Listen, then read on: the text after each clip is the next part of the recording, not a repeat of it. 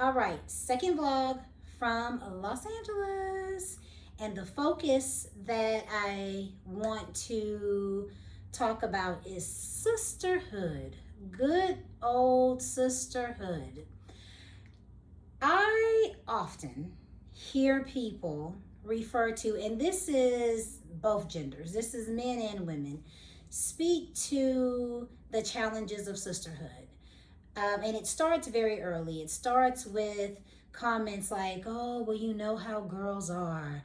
Oh, the cattiness of women, etc., etc. This, idea that it is just a force of nature to be able to connect with other girls and young ladies and women and be able to forge this camaraderie that is a healthy one. And so that just really has not been my experience. And I am so very grateful.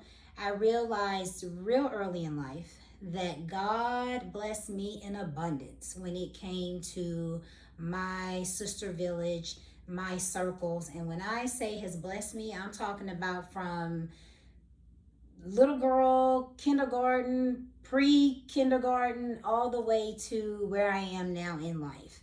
I, have different names for my different circle of friends based off of when they've entered into my life. And honestly, I am in contact, in touch, and all of these different circles still hold me down till this very day.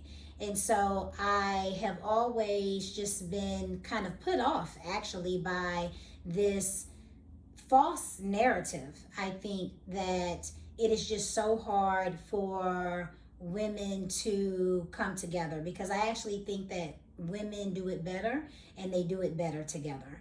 And that's not to knock that there are people's real lives where that just has not been their experience. So I never want to minimize somebody's actual experience because I know that there are a lot of diverse narratives in when it comes to sisterhood. But that's exactly what it is. There is diversity in those experiences, and they all don't look alike. And I feel like sisterhood oftentimes is painted with a negative, broad, um, stripe, and I just think that's unfair. So I wanted to talk about my sisterhood village in this LA opportunity because it just reflects on how great they are. So there were few people that I've kind of told along the journey to being able to get here. And that's just kind of that part of me holding my breath and being like, this is kind of where we are along this journey now. Not sure what's going to happen, but just being kind of precautious of we'll just wait until we'll see what the outcome is, and then that's when I'll be able to share it kind of more widely. But until then, I wanted to hone it in with the details and who I shared it with. And so, along the way, my sister friends have been hilarious. They have been excited, they have been encouraging, they have basically taken me to church and preached to me about my divine purpose and how they see it. And so they have been absolutely wonderful.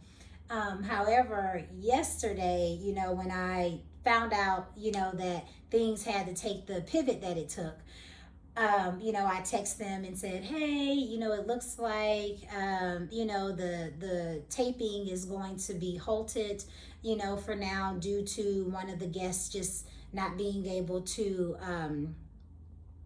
carry through with the show.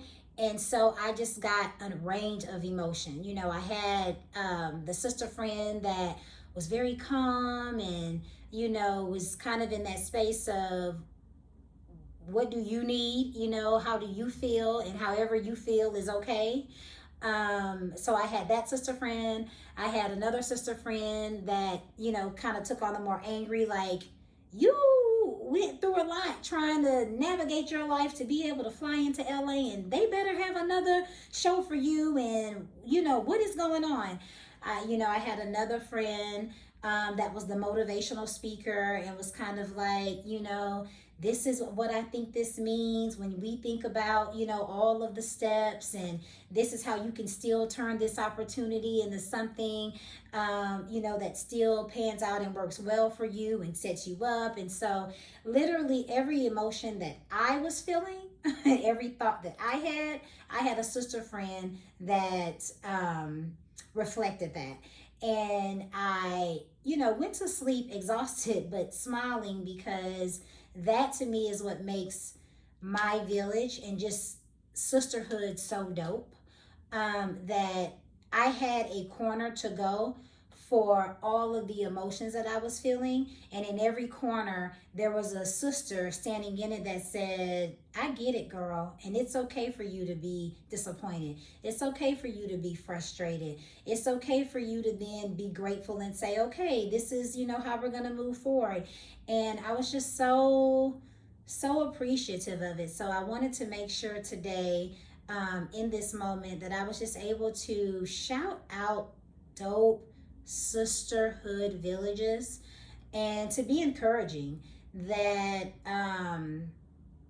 God, like, your sister friends are really your life partners. They're your life mates. If you're able to travel through life with friends, and say you've had people in your life for 10, 15, 20 plus years, then these people have been with you through all the ups and downs, and they have remained the constants in your life. So through all the ups and downs of romantic relationships, through any of the challenges and the losses, and the celebrations in family, there's kind of been this common thread, if you are blessed, of these people that have been there. And so that's how I see my sister village. I see them as my soldiers. I see them as the people who know me, and I also allow them all to have the access to the whole me. I know a lot of times there are people who they kind of like to keep their circles separate, and that's fine. There are times where it's, I'm gonna hang with the college crew, I'm gonna hang with my besties that are my friends, and they're my colleagues, I'm gonna hang with my childhood besties. So there's definitely always those moments where it does feel good to kind of break everything up. But for me, I love when my worlds collide. And my sister village has just done such a good job, and they've kind of become friends because they honor the way that they all love me. And that's a beautiful thing, to be surrounded. There's not jealousy, there's not competition, there's not anything. It's we've all come together through this friend who is a nucleus. There's been some friendships that's been formed outside, and because you love her, I love you, and how can I show up for you as well? So I just want to shout out my girls. They are everything to me. To know me personally, you definitely know on all of my social media shout outs, and in talking to me, that my sisterhood villages are everything to me. And I thank God. I thank God for continuously having, me be blessed to connect to a beautiful feminine energy, where I see my sister and she sees me. And when you can find that, then it's one of the best things. So y'all stop with the whole it's hard for women to get along with women, because that's just not true. Is that part of the narrative? For some, yes, but for the larger part, it is one of the most beautiful things. It is not hard, because as I like to tell people, unhealthy is unhealthy, and you have unhealthy men and you have unhealthy women. And if you are an unhealthy person, it is going to show up and it is going to manifest in your relationship. So let's let that be the conversation that, toxic people can make friendships feel really hard and laborious and a burden, instead of you labeling that to be, that's what female relationships and sisterhood's all about. Because toxicity does not get to claim ownership to what genuine sisterhood is, and I just won't allow it. I won't subscribe to it, and anytime I hear that language, I'm always going to do my best to correct that.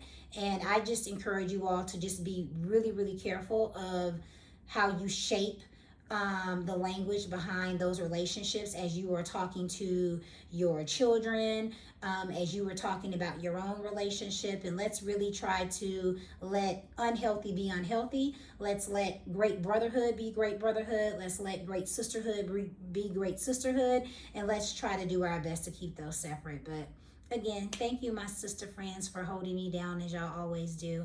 I am forever, forever blessed and better because of you. Thank you.